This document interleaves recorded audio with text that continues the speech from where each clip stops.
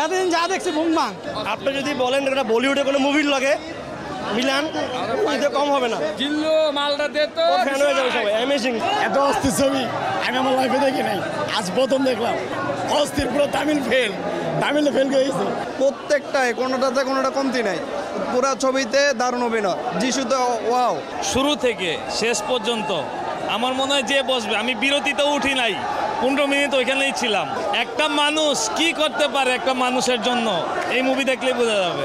বরবাদের কাহিনী দেখলে মনে হবে যে আরো একবার আসি, একদম জটিল একটা ছবি। হ্যালো ফ্রেন্ড, চলেছি নতুন একটা ভিডিও। তো আজকে ঈদের দিন কিন্তু বরবাদ রিলিজ হয়ে গেছে এবং বরবাদ ফাটাফাটি হচ্ছে এরকমটাই শোনা যাচ্ছে। দেখো মানে যারা সিনেমা হল থেকে বেরিয়েছে তারা পাগল হয়ে গেছে পুরো। আজকে ঈদে পুরো হাউসফুল, কিন্তু সব জায়গায় বাংলাদেশের যেখানে যেখানে সিনেমা চলছে সব জায়গায় মোটামুটি প্রায় সব হাউসফুল চলছে। এবং যারা বেরিয়ে এসেছে তারা বলছে যে এরকম সিনেমা কিন্তু মানে এটা কেরিয়ারের মধ্যে one of the best cinema, এরকম আর আগে এরকম সিনেমা নেই। দেখো অবশ্যই বরবাদের যে ক্যারেক্টারটা রয়েছে আমাদের শাকিব খানের, সেটা একটা মানে ব্যাডাস ক্যারেক্টার, মানে বাজে, সে নিজেকে রিহাবে যায়, নিজে ঠিক করতে চায়, কিন্তু তার ক্যারেক্টারটা যে কোনো রকম ভাবে ভালো হয় না। তো এরকম অভিনয় কিন্তু চট করে সব হিরোরা করতে চায় না, তাদের নিজেদের একটা ভালো ইমেজ সবসময় পর্দায় ফুটিয়ে রাখতে চায়। কিন্তু সেই জায়গাতেই ব্যতিক্রম কিন্তু শাকিব খান, যে নিজেকে এরম ভাবে ভেঙে চুরে একটা নতুন ক্যারেক্টার, এমন একটা ক্যারেক্টার যেই ক্যারেক্টারটা মানুষ পছন্দ করে না, মেয়েদের মলেস্ট করা, ড্রাগস নেওয়া, খুন করা, তো এরকম ক্যারেক্টারটা সাধারণত ভিলেন হয়। এখানে সে ভিলেন হয়েছে এবং এই ভিলেনের জীবনে যে অনেক গল্প থাকে, একটা ভিলেনের কি করে সে ভিলেন হয়, তার ছোটবেলা থেকে তার আপব্রিঙ্গিংটা কেমন হয়েছে, কি কারণে সে ড্রাগস নেয়, কি কারণে সে এত ব্রুটালিটি তার মধ্যে চলে আসে। তো এইটা সিনেমাটাতেই সে ফুটিয়ে তুলেছে এবং দারুণ সুন্দরভাবে ফুটিয়ে তুলেছে শাকিব খান। দেখো অবশ্যই শাকিব খানের তুলনা শাকিব খান নিজে, তার সাথে আর কারোর তুলনা করা যায় না। কিন্তু এরম ধরনের কেরিয়ারের এই সময় এসে নিজের ইমেজটাকে এইভাবে একটা ভিলেনের ক্যারেক্টারে, মানে ভিলেন, ওয়ান অফ দ্য ভিলেনই ধরতে পারো, কারণ ভিলেনই এই সিনেমাতে সে, কিন্তু ভিলেনের জীবনেও যে কত আপস অ্যান্ড ডাউন থাকে, এই ভিলেন হওয়ার পেছনে তার কি রিজনটা, এবং একটা মেয়েকে ভালোবাসার পর সে নিজেকে চেষ্টা করছে ভালো হওয়ার, কিন্তু শেষ অবধি কি ভালো হবে সেটা নিয়েই কিন্তু এই সিনেমাটা। এবং সে কি মধ্যে দিয়ে যায় এবং মেয়েটাকে শেষ অবধি পায় কিনা, আদৌ মেয়েটা কি তাকে ভালোবাসে।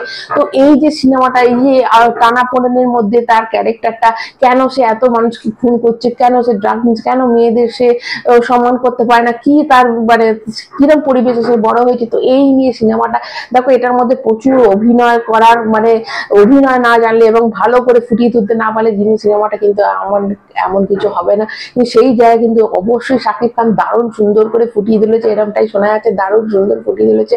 এবং তার সাথে বলে দিই যে যেখানে যে বাবার ক্যারেক্টারটা করেছে সেও কিন্তু নাটক অনেক সিনেমা করেছে, কিন্তু এইখানে তার অভিনয় নাকি দুর্দান্ত হয়েছে। এবং যে একটা বাবা এবং একটা বিশাল ইন্ডাস্ট্রি সে চালায়, এবং সে যে কারোর দেখো বাবাদের সবসময় তাকে ছেলেরা চোখের জল ফেলবে না, সেই রকমই কিন্তু তার চোখের জল পড়ছে, কিন্তু সে কতটা মানে নিজেকে শক্ত করে রেখেছে। তো ইচ অ্যান্ড এভরিবডি যারা এই সিনেমাতে কাজ করেছে তারা প্রত্যেকে দুর্দান্ত কাজ করেছে, এবং ইদিকা ভালো কাজ করেছে। এবং অবশ্যই মেহেদী হাসান অবশ্যই একটা দারুণ ডিরেক্টর, যে একজন নাটক করতো, সে এত ইমাজিনেশন করেছে এরকম একটা জগৎকে, এবং প্রত্যেকটা যেরকম ভাবে ফুটিয়ে তুলেছে, বিভিন্ন লোকেশনে যে শুটিং করেছে কোনোটা রিপিট করেনি, এরকমটাই শোনা যাচ্ছে, কোনো সেটকে সে রিপিট করেনি।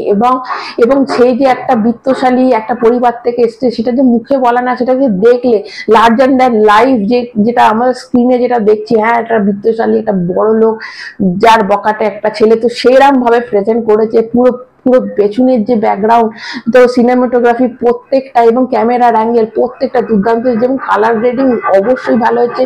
তো এই যে নিজেকে ডিরেক্টর যে এরকম ভাবে প্রেজেন্ট করেছে একজন হিরো, যে কিন্তু খুব বাজে, অবশ্যই সে বাজে, এবং সে বাজে করে এরকম না যে শেষে তাকে একটু ভালো দেখিয়ে দিচ্ছে, গুড ইমেজ দেখিয়ে দিচ্ছে, তা না, বাজে বলেছে তো বাজে শেষ অবধি দেখিয়ে, এই বাজের ভেতরে তার কি গল্প আছে সেইটাকে ফুটিয়ে তুলেছে।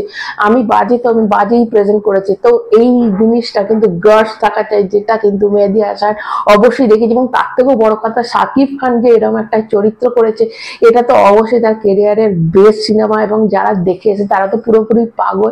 তো অবশ্যই দেখার তো খুবই ইচ্ছা রইলো, কবে যে দেখতে পাবো তার জন্য তো অধীর আগ্রহে বসে রয়েছি। তো তোমরা কারা কারা দেখেছো, এবং অবশ্যই আমার সাথে তোমরা এখন মানে তোমাদের কেমন এক্সপিরিয়েন্স, অবশ্যই তোমরা যারা দেখেছো আমার বাংলাদেশি ভাই বোনদের বলছি, অবশ্যই কমেন্টে জানাবে, আমি শুনতে খুবই আগ্রহী থাকবো। তো আপাতত এইটুকুই, যারা নতুন তারা চ্যানেলটা সাবস্ক্রাইব করবে, একটা লাইক দেবে। সবাই ভালো থাকবে, তোমার মতো, টাটা।